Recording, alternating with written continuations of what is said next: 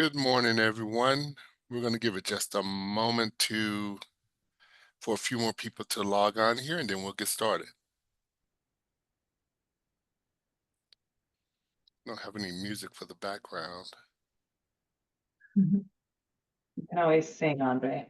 I was going to say, you go for it. You, you have the talent. I'm not warmed up, otherwise I absolutely would. Well, you can always hum. You don't need to warm up to hum, right? I'm sure everyone's on right about now, huh?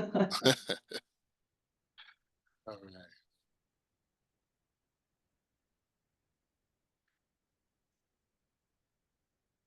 And everyone, feel free to turn on your cameras if you would like. Um, give some semblance of who's here and those kind of things. We won't have enough time to go around the room and introduce everyone, but the chat is open and feel free to put your information in there.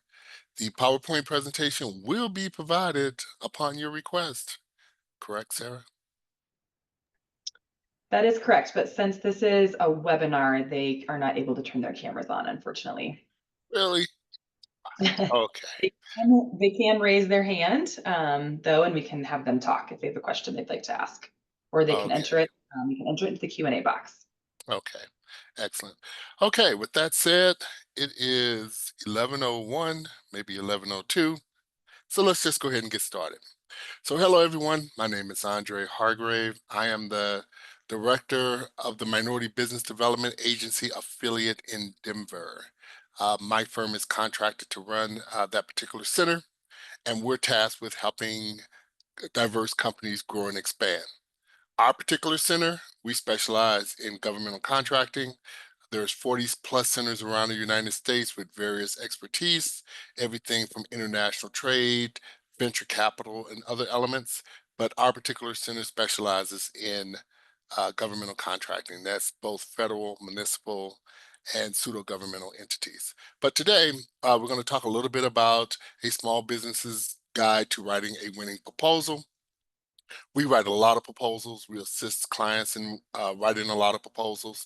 So we're going to talk about some of the things, some of the failure points that we see, and maybe this will help you in your next proposal. As always, please feel free to um, join the MBDA. It's a simple form. We're federally funded, and we're here to help. So with that said, let's get started. So the first thing that I like to do is just let everyone know who's speaking, right? So some of you may know me, some of you may not know me, but here's a snapshot of my bio. I'm a military veteran, service disabled. I own a government relations firm, and that firm is actually contracted to run the center. I was the federal procurement consultant for the SBTRC when we brought that to the state of Colorado, and the Rocky Mountain Minority Supplier Development Council, which is now the Mountain Plains Minority Supplier Development Council. I've been around for a while.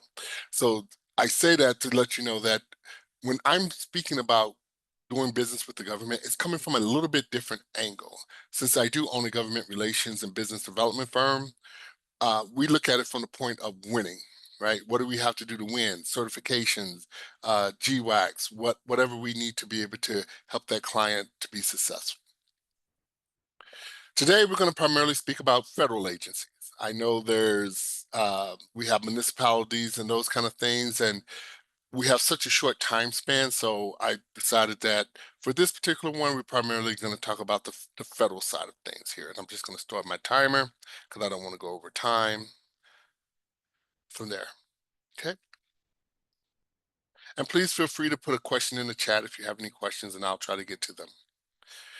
First and foremost, most people going after governmental contracts do not understand how that solicitation, that piece of paper came to be about, right? You go on to different databases, and we'll talk about those a little bit later, and you see a solicitation and you want to go after it. Then you'll start hearing things such as, oh, by the time you see a solicitation, it's too late. You got to get in front of the decision maker. You got to penetrate the agency and all of that kind of stuff. Now, there's truth to all of that, but the first is the understanding of how all of these things come to be. So the first thing to understand is that if it's not a commoditized product or service, well, really a product that the agency's buying over and over and over again, most things have to be requisitioned by a department. So if a department needs technical services or it needs janitorial services, that department makes that decision initially, and that information is then sent to contracting. So you'll see a department, and then you'll see contracting. That information goes to contracting. They kind of define a requirement, and there's different phases of this. This is super simplified, right? Different phases. It's defined, then they'll send out for research. What I have here is sources size, but research, depending on the size of the deal, depending on the pricing threshold, could be a simple opening a drawer, looking through business cards that they've collected from different events to see if they can get three competing companies. It could be that simple, or it can be so complicated where there's multiple industry days, multiple pre-sale meetings, all of those kind of things that can drag out a year plus, right? But it all starts with the department and its need. So if you are trying to penetrate an agency, from what I just stated, that's where you're going to penetrate. You're going to penetrate at the department level. But for this argument right now, let's just keep through. So they're going to do their research, sources sought, RFI. The difference between a sources sought and an RFI is really important. They're both soliciting information, but usually when the agency puts out a sources sought in the federal space, they're looking for a small business. They're looking to see if there's any small businesses which this could be set aside or allocated out to. They're looking for that type of competition. When they say RFI, request for information, they're usually looking for any company. And that's usually when you'll see the big companies step in and those kind of things. Now, is any of these things, kind of written in stone? Yes, semi. But sometimes you'll see a RFI that's set aside for a small business. Go figure, right? So let's just move on. And from there, the solicitation is released based on the research that comes back or the research that the agency's done. So you have your RFP, request for proposal, your request for quote, your request for bid, depending on the agency, right? So usually with a request for proposal, the agency has an issue, they have a need, but they're not quite sure. They they may not know how to fix that need. So they release a request for proposal, and then you submit your information to see if you can fit that need, right?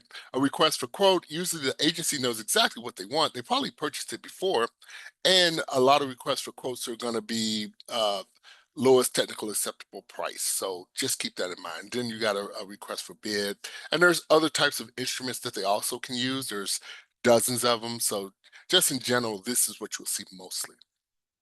Then once they release that solicitation, you write your bid response, it goes back to the agency, and then they go into source selection, right? So source selection or bid committee, right? Depending on how old you are, right? I'm pretty up there, so good goes into the bid committee for selection, and that could take anywhere from a few days to few months. It could, depending on the size of the deal. And once all that information comes back, all the T's are crossed, I's are dotted, negotiations start or put in place and those kind of things, and the winner or the company that's been selected signs their contract, then you'll normally see a post award, you'll see an award, right? And then after that, you can do your post debrief and call the agency and figure out why you haven't won. This is normally the steps. So what a lot of people don't realize is if you're looking at an acquisition or a requisition and you want to meet the decision makers and all of that kind of stuff, there's certain points you can do that and certain points you can't, right? So at the agency, at the department level, anytime, any day, if you can penetrate that particular agency, you're welcome to meet whoever you want. It's called industry, right? The agency is going to meet with industry.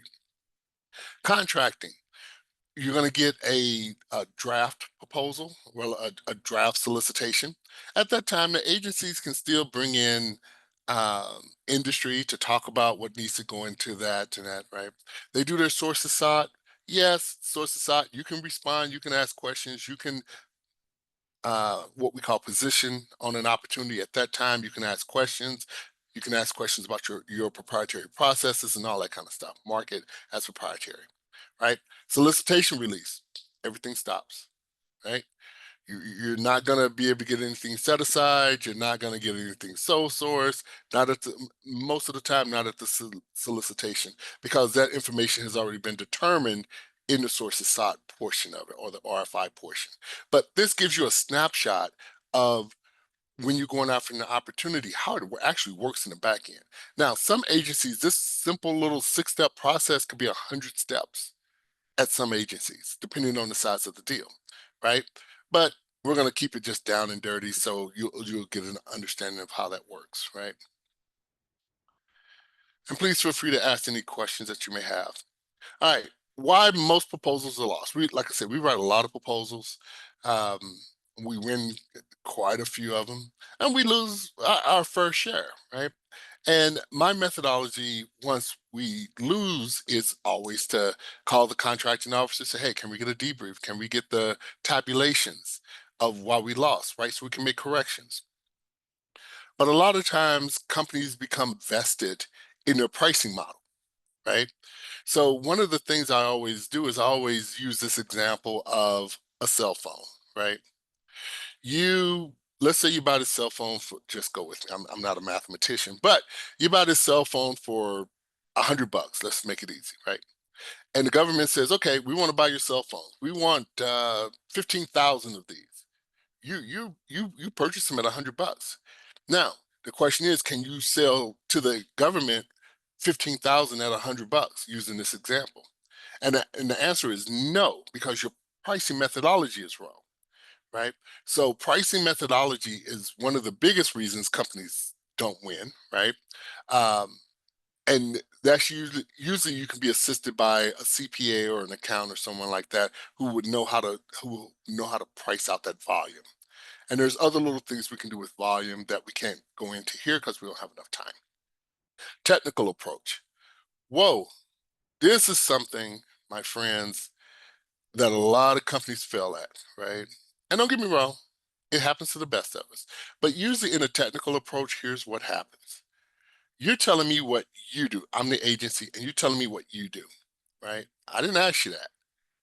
What I asked you as the agency is how you're going to fix this problem with what you do. And what you're writing to me is not telling me how to fix my problem, because I may or may not know what my problem is because it came from a department, right? But you told me that you make cell phones. Okay. I said I need an encrypted phone that that's over the horizon type of thing. Those who was in the military, you know what I'm talking about. So, but that's not what you wrote to. So your technical approach was lagging. So you lost because of your technical approach. A lot of people like to think that they can put other things in, like images and all of these other things that illustrate. And yes, you can if the solicitation does not say you can't. But sometimes when we're looking at them, I can tell that you don't have a lot to say because your images are so big, right? Your columns are so wide. I know you don't have that much to say, right? And it's not about filling up the page. It's about answering the questions, and we'll touch on that. Non-compliant with submission requirements. This sounds like it's a no-brainer, my friend. It's not. So one of the things that the agencies have to have is competition. So since they have to have competition, they have to have semi-like submissions, right? So if I say, do not put your pricing in the technical aspect, and you put your pricing in the technical aspect, now I have non-like submission. You are non-compliant. And so you may think it's a small thing, but me as a contracting officer, if I'm a contracting officer, I'm looking at this thing and going, wait a minute. I'm going to issue you an award when you can't even follow the simple rules.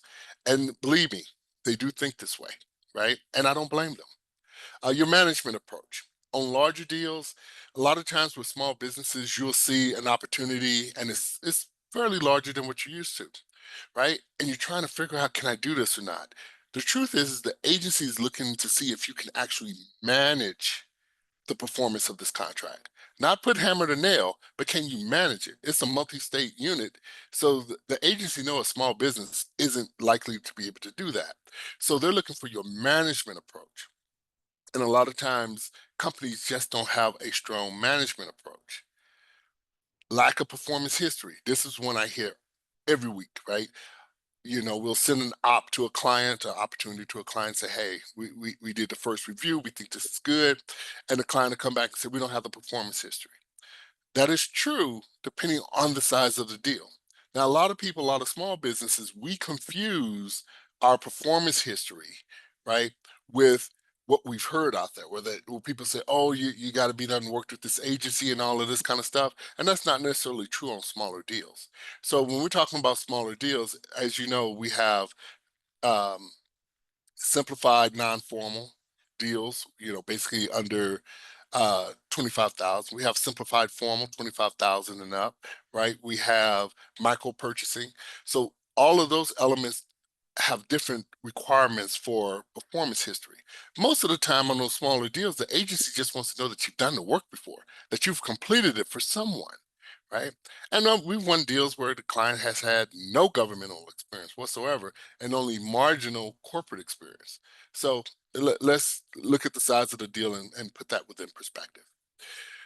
Key personnel, lack of expertise, right? You'll see sometimes where a lot of times the agency will ask you for who's going to be on this project, right? Because they want to feel confident that the person has this experience. And they'll look at the resumes. The resumes are all different formats, right?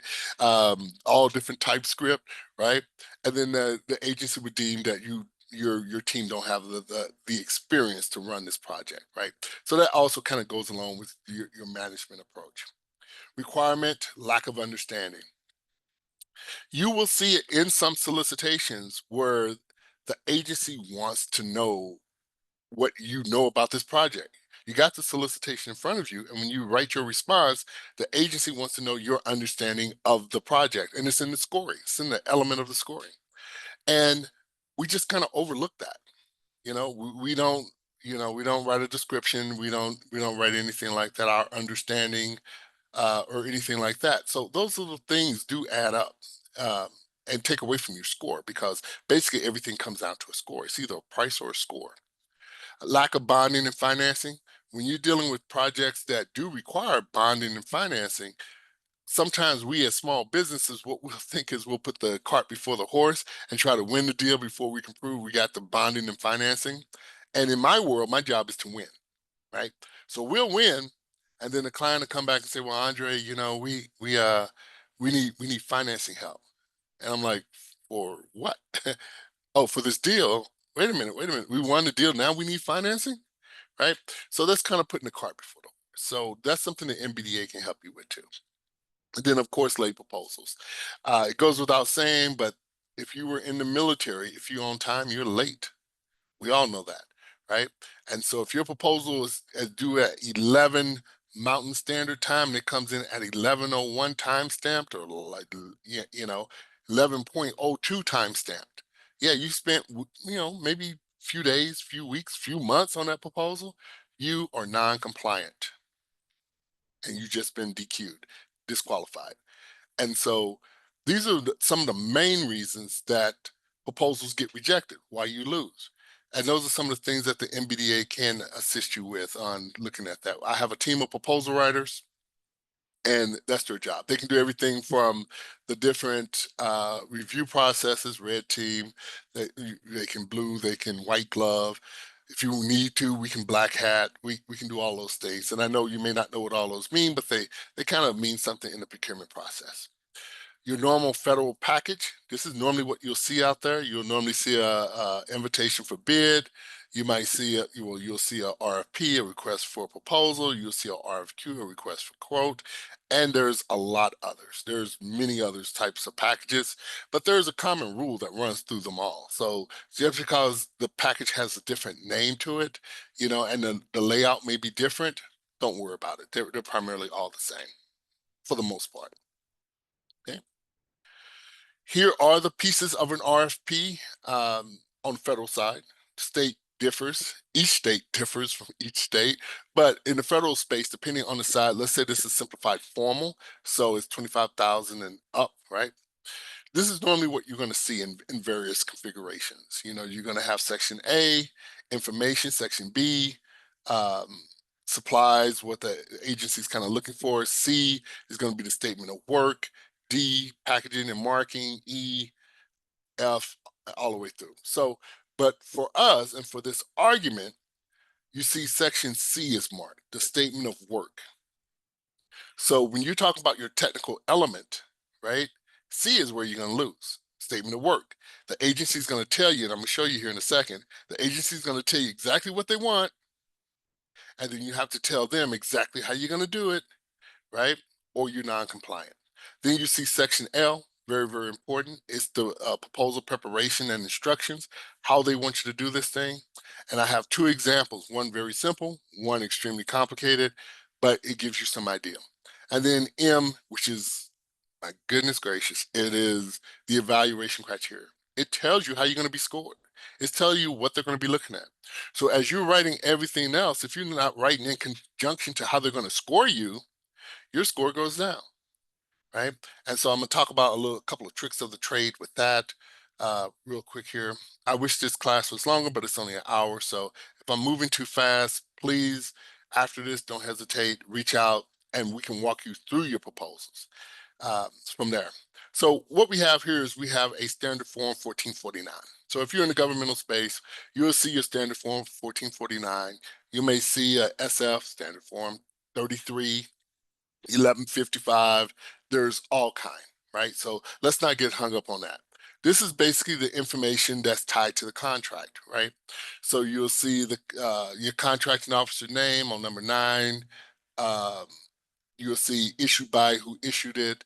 Then you see the signatures, and on the right hand side where you actually have the performance, in a lot of solicitations you'll actually see the price, your task for the pricing and those kind of things is over there, right? But I just wanted you to see it, because a lot of times when you look at these forms, oh my God, they're confusing. You don't know where to go. It's 100 pages. I just looked at one the other day, was 236 or 39 pages, right? And so you have to be able to kind of figure things out relatively quickly. And so we can also assist you with that. So just wanted to show that particular form, because this is the one that most of us see most prevalently. Yeah, you know what I meant, right? So you'll see this. There's also the FS 330. If you're into architecture, engineering, those kind of things, we can also help you fill those out. Now, I wanted to show everyone how this actually lays out. So normally when you look at a solicitation, the first thing that we look at is we're going to look at the scope of work of what you have to perform, right? Now, the way we do it may be different than what you do. So what I would normally do for a client is we're going to take those elements of work, and we're going to take that paragraph heading, so that 3.1 for the DAM technical requirement, we're going to head it, right? And then we're going to say A, B, C, D, and we're going to go down all the way down there, right? Now, what I like to do is I write the question. That question A, support a variety of digital formats, this, that, and the other. And then I'll do the answer right underneath it. I'll write out the answer. Global Sales Advisors, which is my firm, is agrees with agency XYZ that in this case, the supporting of these digital formats, blah, blah, blah, blah, are, in compliant, and whatever you want to say. And I'll say that we're capable of performing all of these with an additional da da da da da. Right? You do that with every question. Then you come back through and you cut out the question and just leave A, your answer. The reason we do this is so that the contracting officers can, can follow it, right? That's who's reading this thing, right? They have to follow it. So it has to be in some logical order. Now, what we like to do as businesses, right, as individuals, we like to write in a story format or in a paragraph format, right? And so on more technical elements, it leaves the contracting officer to try to find what you mean, because we're trying to write it logically, right? Instead of it being number 1, A, it'd be somewhere down on technical, IT capabilities, somewhere further down. Now you're leaving it up to me to try to figure that out. Guess what? I ain't gonna figure it out. I'm gonna be like, they didn't do it, right? Okay, whatever. And your score is gonna go down, right? So that's the way we like to follow it. And we have a lot of success with that. I ain't saying it's the best way. I ain't saying it's the only way. I've worked with large corporations, and they write it in a format, in a different format, right? They don't do that. But as a small business, I like to do it that way because we want to stand out, right? We don't want what we do lost in the storytelling.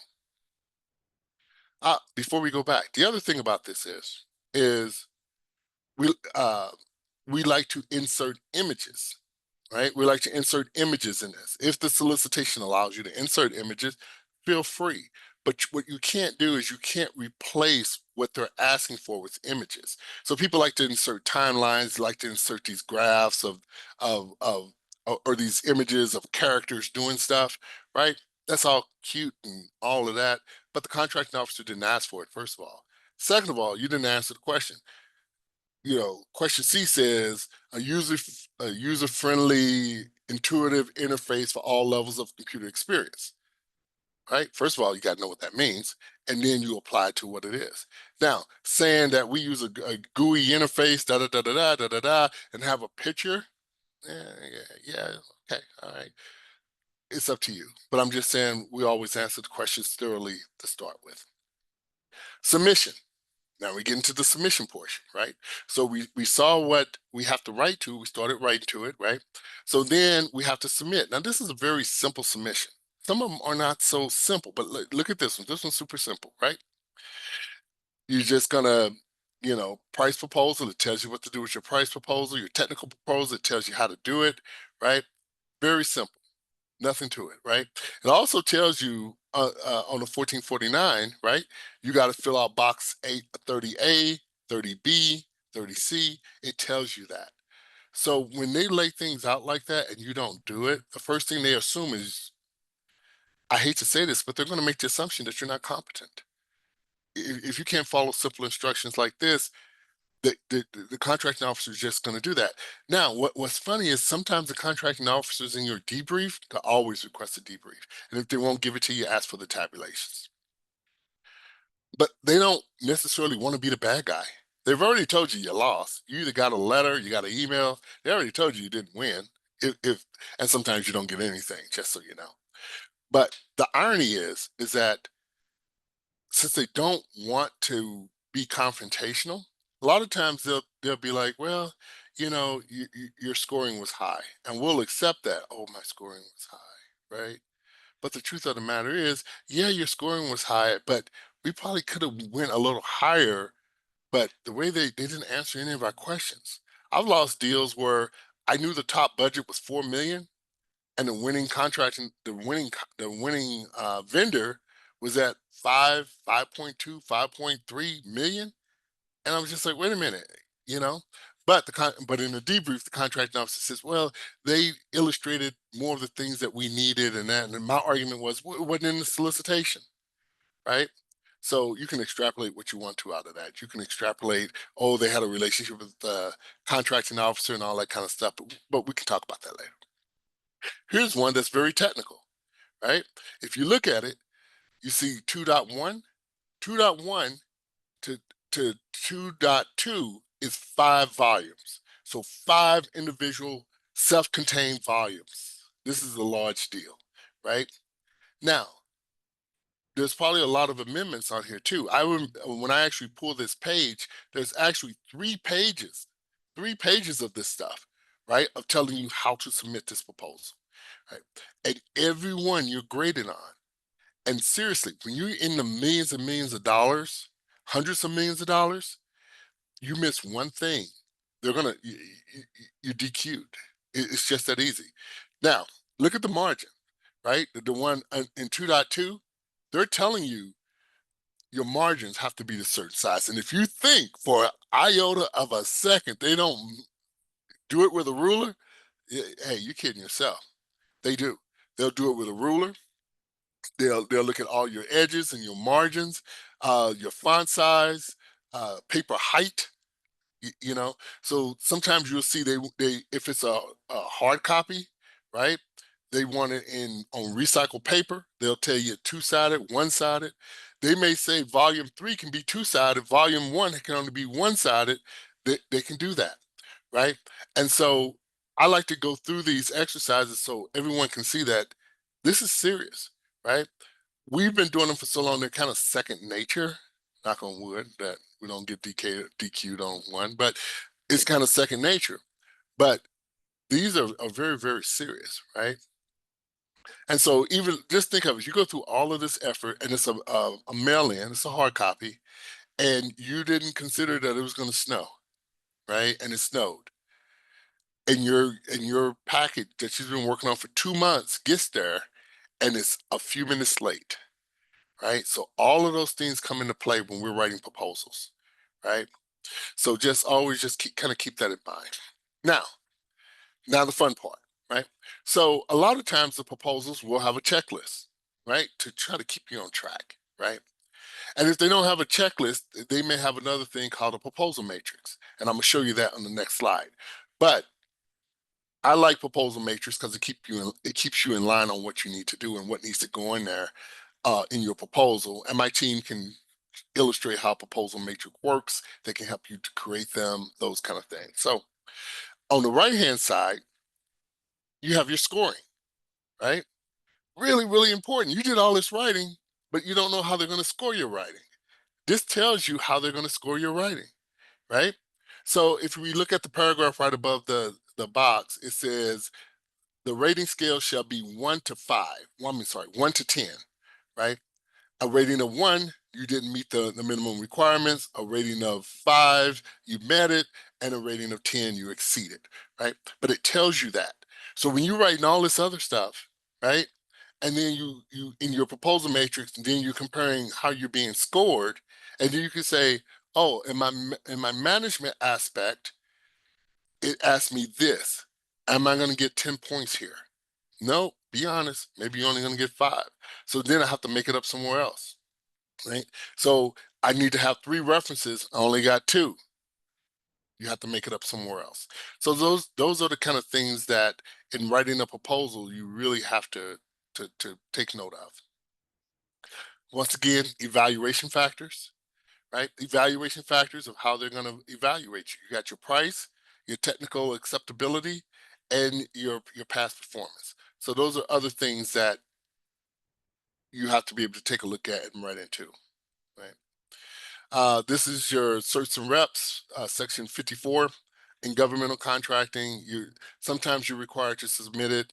If you win a deal, you will always be required to sign it, right? So it's basically the rules, regulations, what you commit to. If you say you're in a hub zone, you better be in a hub zone. If not, you've committed federal fraud. All of those kind of little things, right? So we're past that stage. The next part is what I wanted to show you, right? This is a proposal matrix.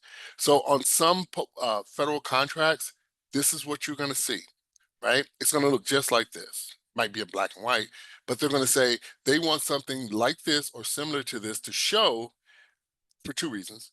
One is to show that you've answered the different pieces that needs to be answered, and 2 as a reference so they can find it.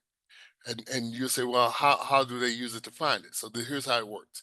So we'll say page 7, paragraph A, as part of the submittal package is the bidders shall submit one original paper bid, right? So we say, yes, we did that. We checked that. But we can go all the way through and we can put our scoring in there. We can put all of our essence of the work in there, right? The scope of work, section 1, section 2, section 3, section 4, right? And so I'll show you a cheat. So as a small business, if you do this, you look a lot more uh, accustomed to going after federal work and performing on federal work because most small businesses won't do this. Just so you know, they just won't do it, right? But it illustrates that that contracting officer will look at that and go, oh, okay, they know how this works, right? And so that's one of the reasons we do use proposal matrix and those kind of things and what you should be using. This one real quick, I'm gonna touch on this, not gonna spend a lot of time on it. Capability statement requests. So on most sources SOTs and RFIs, they say you should respond. And they'll say respond with a capability statement. Now, most people out there are getting bad information. They're not asking for your brochure, the capability statement that we have you produce, that brochure, that thing that illustrates what you do. That's not what they're asking for. And just so you know, that document is actually designed for a non-shop talker. So that's what we give to individuals that we want to illustrate what we actually do for a living, right? In a visual format. So you give it to a contracting officer or you give it to a small business liaison officer so they can gather what you do in a very short, succinct manner. If you're talking to a shop talker, that's not what you would give them. You would give them actual shop talker, you would give them a technical resume. So if I was in facilities and I wanted to know what you've done in facilities, your generic capabilities statement wouldn't help me. I would want a technical resume to see who you've done it for, what you do, what was the response, all of those kind of things. And those are certain things that we can request to help you with too. But when a sources sought or RFI asks you to submit a capability statement, just take a look at it.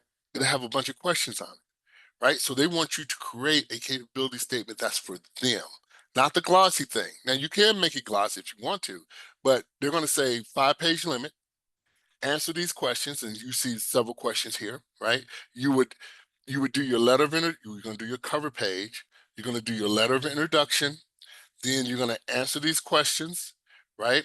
And you can, if you want, be able to put a reference page in there to show that you've done this before and close it out, right? So if it said 5-page, I can close out in 4 pages, right? But it depends on what you're writing to. And sometimes it can be 5 pages, 10 pages, no more than 50 pages. I've seen it where they said no more than 50 pages, right? And so, but this is the information that's going back to the agency. Remember when we talked about the research earlier on?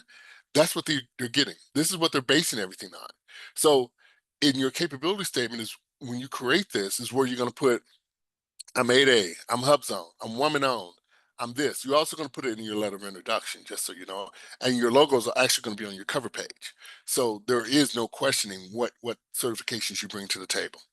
And just so everyone knows, most of the clients I represent aren't certified and they still win. So just keep that in mind.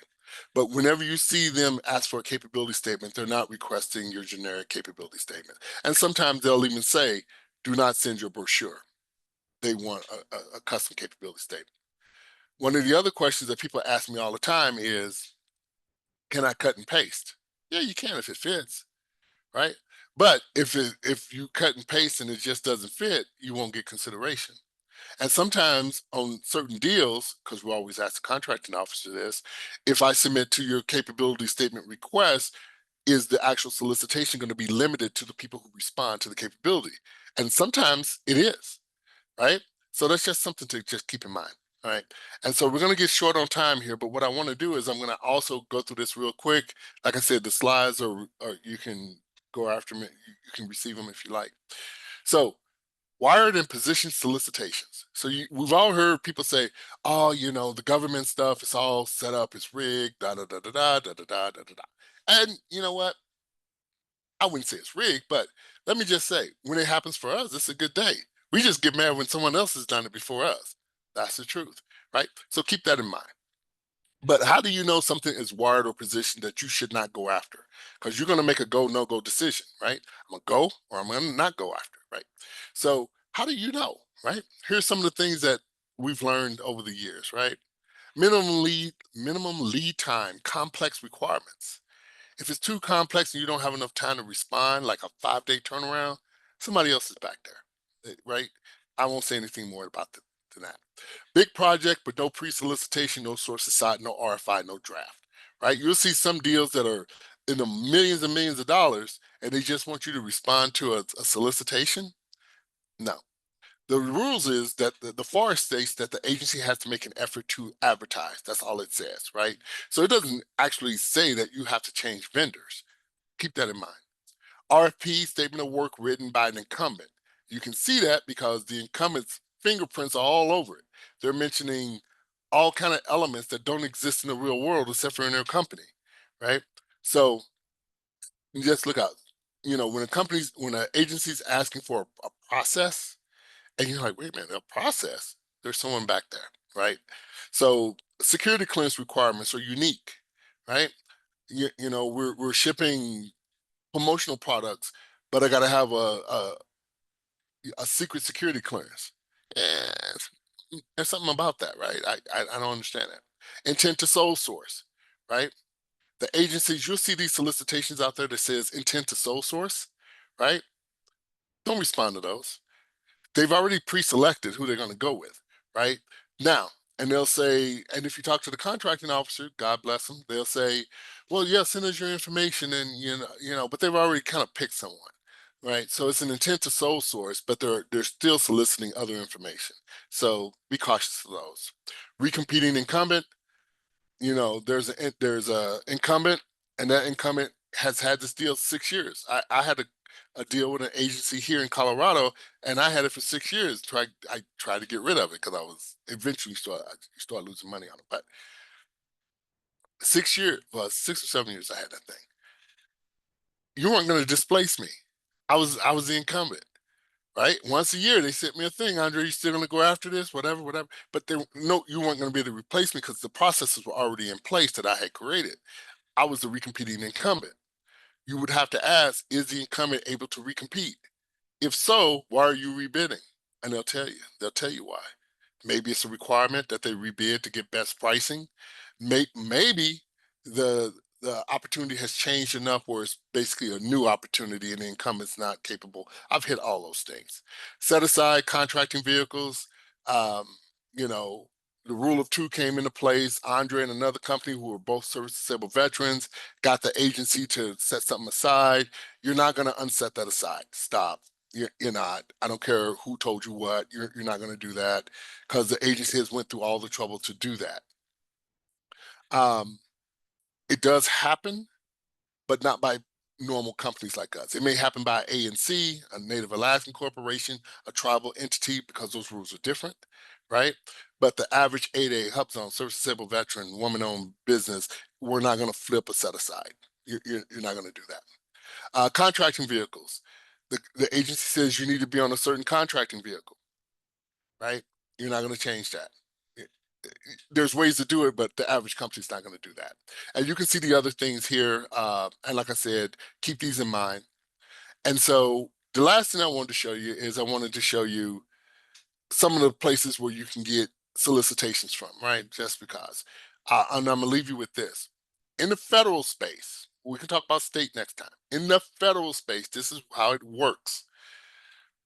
You have SAM, System for Award Management, that now what used to be CCR, used to be ORC, is now SAM, right? And those opportunities are in there, right?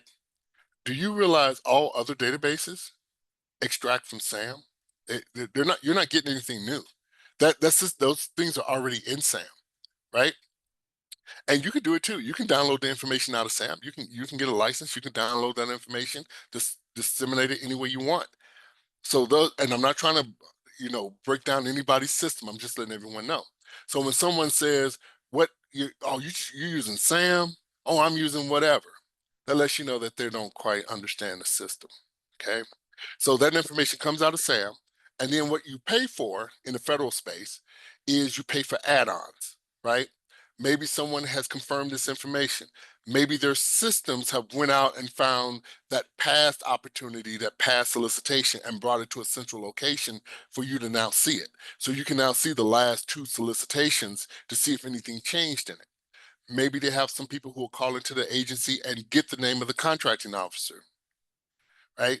Or maybe they're just scraping different websites for the feds and then correlating that information, and then they'll say, "Oh, we're getting this information before anybody else is." Well, what you got is you got the forecast from a year ago, what people call the wish list, and then you took it, you digitized it, put it in there. Now you're reselling it as data for companies to say, "Okay, this is, I'm getting it before anybody else is." It depends on how you look at it. But here are some sites that everyone can take a look at. These are mostly Colorado sites because I wanted everyone to, you know, sell in your home state first, and then we can branch out from there. But with that said, what I'm going to do is in the presentation here, we have 2 minutes, and then I'm going to turn it on over to Katie.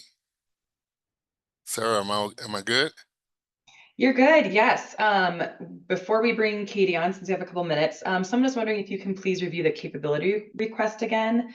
And if those of you on, if you have a specific question, feel free to raise your virtual hand, and we can let you talk and ask your question as well.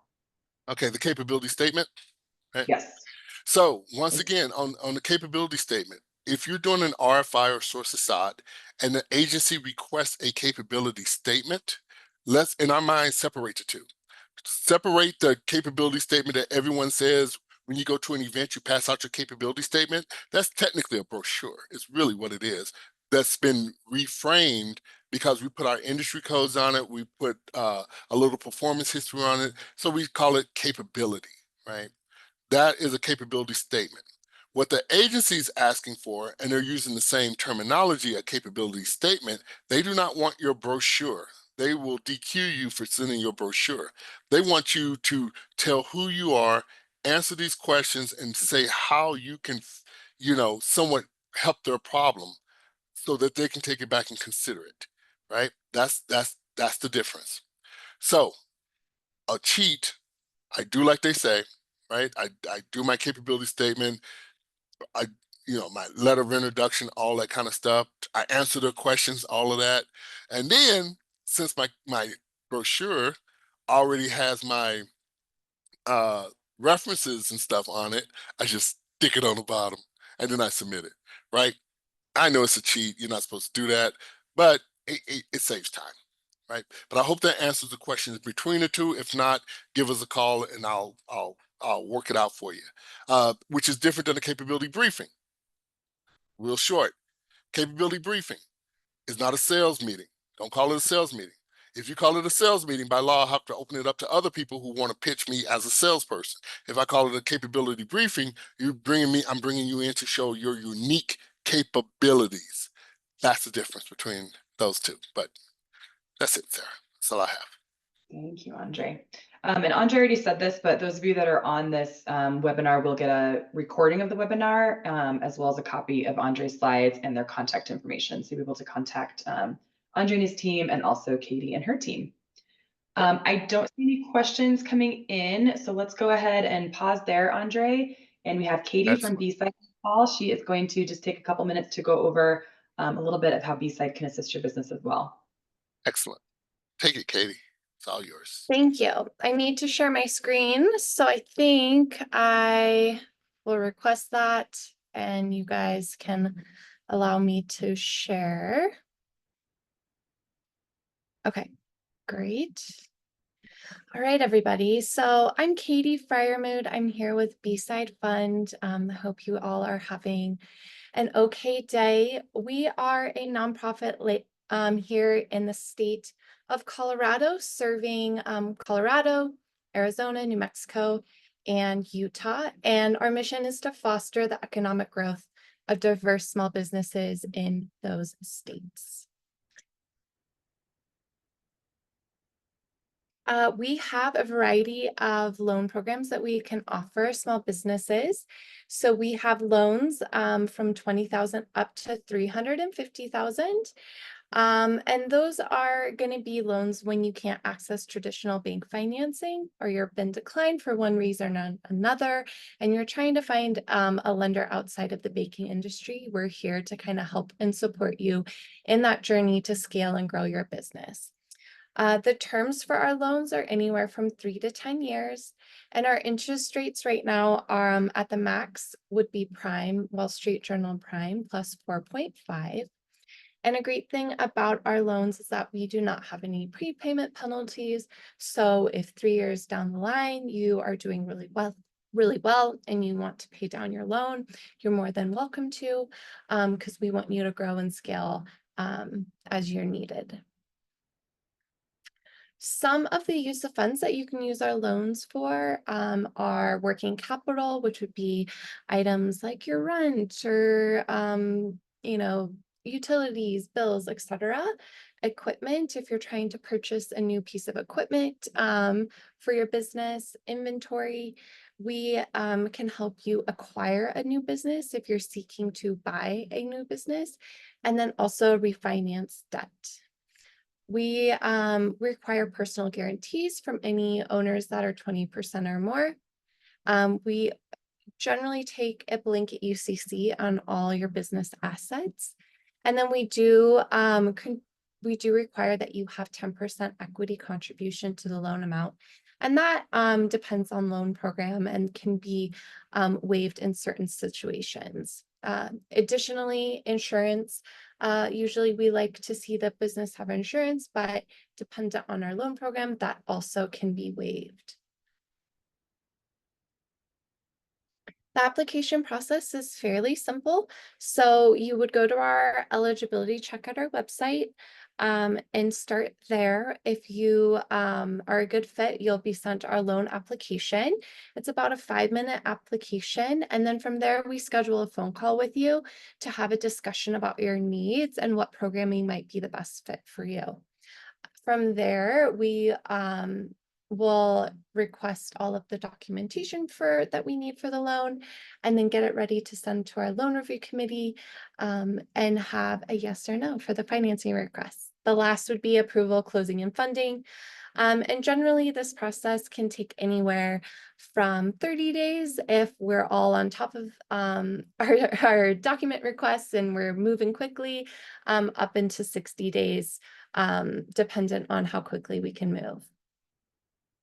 And at the end, if we aren't the right fit, we are very good at connecting you with other resources in our community to help find a lender that might be a better fit.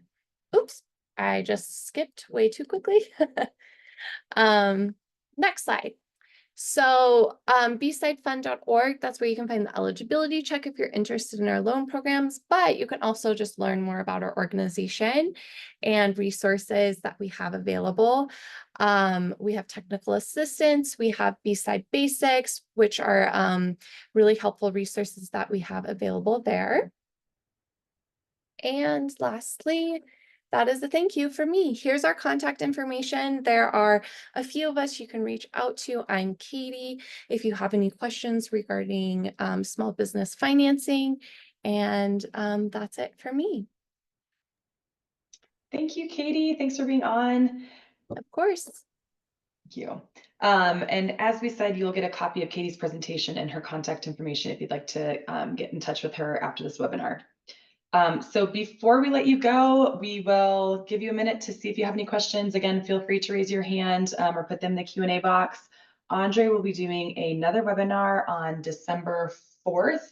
That one will be on corporate certifications, and I will also send you a link to that one after this if you would like to register and join us for that. Any parting thoughts, Andre? A song to leave us with? Well, I'm just going to say this. We're all in business to make profit, right?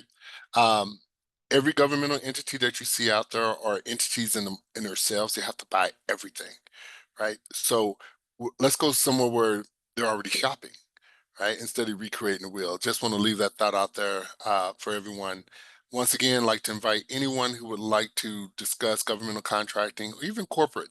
So our sister agency is the Mountain Plains Minority Supply Development Council. Everyone should know I used to work there. I think it was in my first slide. So I can tell you how to penetrate corporations also for B2B. And I'd just like to leave everybody with that. Great. Thank you, Andre. Thank you again, Katie. Thank you everyone for attending. We will hopefully see you next month. Stay warm today. Thank you. Bye. Bye.